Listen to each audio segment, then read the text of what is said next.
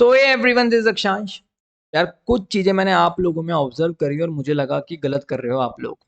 At least exam से कुछ दिन पहले ये चीज़ें आपको नहीं करनी चाहिए। आपके रिजल्ट पे डेफिनेटली आपको नेगेटिव इम्पैक्ट देखने को मिलेगा अगर आप ये चीज़ें कंटिन्यू रखते हैं तो ध्यान से सुनना इस वीडियो को एंड तक।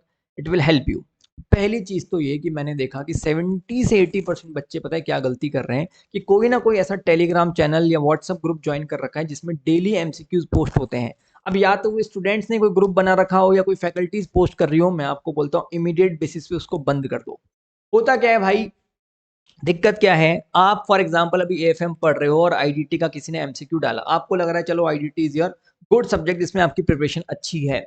फिर भी आप कितनी भी अच्छी प्रिपरेशन हो, 10 में से आपको 2 या 3 एमसीक्यूज ऐसे मिल ही जाएंगे जिसमें आपको कोई डाउट हो रहा होगा या आपने नहीं देखा होगा या आपको किसी टाइम लिमिट में कंफ्यूजन होगा, और फिर उस मोमेंट पे आपको फील होगा कि भाई जिस सब्जेक्ट में इतना कॉन्फिडेंस था मेरे तो उसी के भी लगे पड़े हैं, तो मेरा तो फेल होना तय है। मतलब हमको हमारा मोरल डाउन हो जाता है इमीडिएटली, और हम जो सब्जेक्ट पढ़ रहे हैं उससे भी हम डेविएट हो जाते हैं।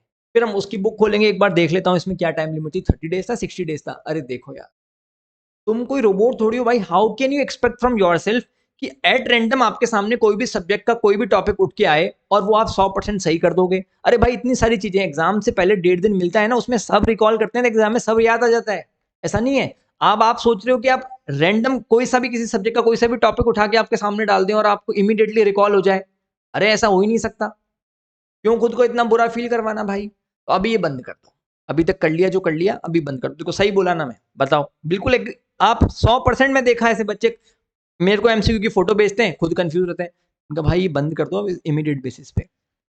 अच्छा, आगे बढ़ने से पहले सब्सक्राइब जरूर करना, क्योंकि देखो कोई भी रिश्ता दो तरफा हो तो बढ़िया रहता है। चलो, सेकंड प्रॉब्लम जो मैं आप लोगों के अंदर देख रहा हूँ, आप लोगों ने अपने क्लास के ऐसे ग्रुप्स वगैरह बना रखे हैं जिसमें डाउट्स चलते रहते हैं।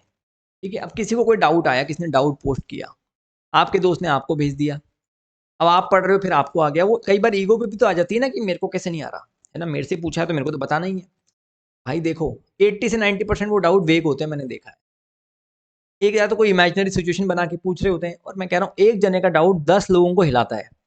ये बंद कर दो ऐसे ग्रुप्स जिनमें डाउट्स वाउट्स पोस्ट करते हैं ना, कोई भी डाउट्स पूछ रहा है, कोई भी रैंडम बंदा। और ऐसे लोग डाउट ज्यादा पूछते हैं जो मतलब हाथी के दांत दिखाने के कुछ और, खाने के कुछ और। ऐसे हीरो तो बन रहे हैं जैसे पता नहीं फोड़ के ही आएंगे, लेकिन उनकी रियलिटी एकदम बर्बादी है।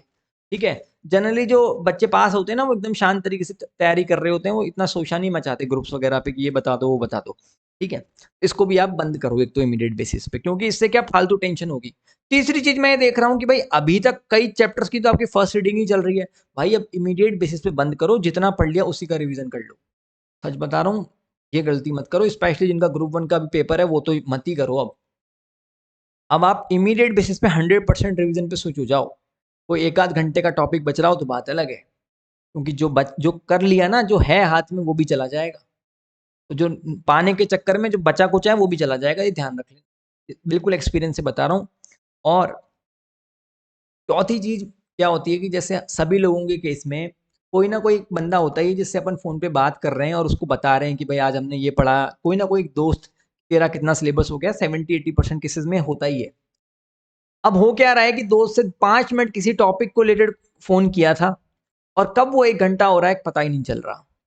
अपने फोन के अंदर एक ऐसा सिस्टम सेट कर लो कि भाई 10 मिनट बाद फोन ऑटोमेटिकली कट जाए, कि दूसरी बार फोन करें तो गिल्ट और आए, फ्लो फ्लो में पता ही नहीं चलता। तो जब मैं खुद पढ़ता था ना, तो मैंने ये चीज फॉलो करी थी कि भाई कोई भी कॉल 10 मिनट में अपने आप कट जाती थी।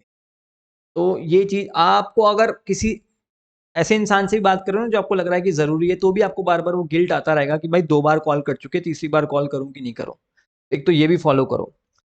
और लास्ट चीज, मैंने ये देखा कि यार कई बार है ना, हमें ओवर स्ट्रेस आसपास के लोग दे देते हैं। पता है कैसे? जैसे कोई भी पर्टिकुलर इंसान ऐसा बोल रहा है, अरे भाई अब की बार तो इसका हो ही जाएगा, ये तो अब की बार मचा ही रहा है, खूब अच्छा पढ़ रहा है। ये एग्जाम से पहले आपने ऐसे देखा है? मतलब मैं मेरा केस बताता हूँ, ऐसा केस देखा है?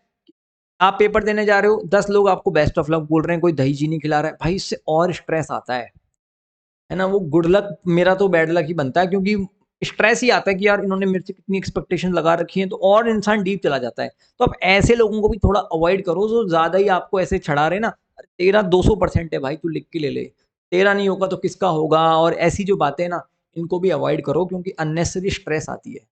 एग्ज़ाम देने जा रहे हो, इट शुड बी लाइक कि हाँ, नॉर्मल मॉक टेस्ट देने जा रहे हैं, बात खत्म। उसको जितना लाइट रखोगे ना, उतना ही अच्छा रिज़ल्ट आता है और उस चीज़ को जितना बड़ा-चढ़ा दोगे ना, टीका लगा लिया, वो कर लिया। अब ठीक है, मम्मियाँ कर रही हैं आपकी, इट्स गुड, बट लिमिटेड से लिमिटेड रखो, उनको भी बता दो कि ये सब मत करो अभी, ठीक है?